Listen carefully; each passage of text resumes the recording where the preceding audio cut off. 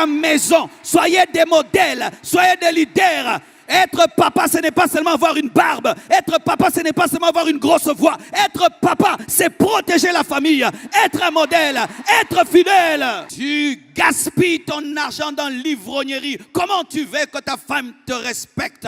Tu couches avec des petites filles de 16 ans. Comment tu veux que ta femme te respecte? Comment tu veux que ta femme te respecte? Elle ne se soumet pas à moi, oui. Pourquoi? C'est toi qui ouvres la porte. La Bible dit, femmes, soyez soumises, mais elle ajoute, mari, aimez vos femmes. J'aimerais dire aux hommes, vous êtes des hommes grands, comportez-vous comme des grands hommes, avec des rêves, avec des ambitions. Je répète, avec des rêves, avec des ambitions pour la gloire de Dieu. Vivez dans l'excellence, recherchez des grandes choses. Arrêtez de vous contenter des petites choses. Ayez une grande vision. Vous êtes des grands monsieur. Comment ta femme va te respecter si tu es un gigolo? C'est elle qui travaille et c'est toi qui manges. C'est elle qui se bat et c'est toi qui manges. Comment elle va te respecter si tu es un gigolo? Et ainsi, vous pervertissez aussi vos garçons. Ils voient comment papa est un gigolo. Papa est faible. Il ne fait que dormir et dormir. Il boit, il sort avec des filles, il boit. C'est ainsi que ton fils fait comme toi. Mais toi, tu as commencé à 40 ans. Lui commence à 15 ans. Il y a certains maris même, des fois, la nuit, alors qu'on dort, il y a du bruit. Il réveille sa femme et demande à sa femme d'aller vérifier. Chérie, il y a un voleur. Tu es un homme.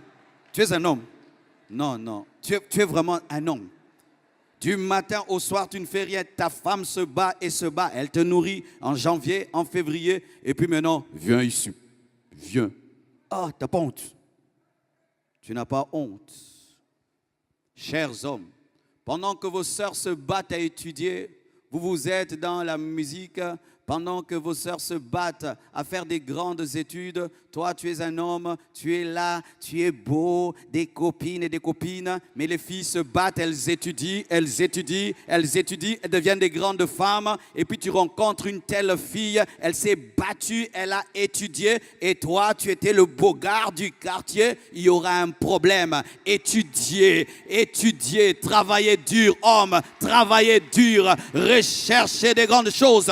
Lorsque Jésus vient dans ta vie, il ne fait pas seulement de toi un homme de prière, il fait de toi un responsable. Jésus fait de toi un responsable. La Bible, ce n'est pas seulement pour prier, danser à l'église, ça fait de toi un homme important dans la société.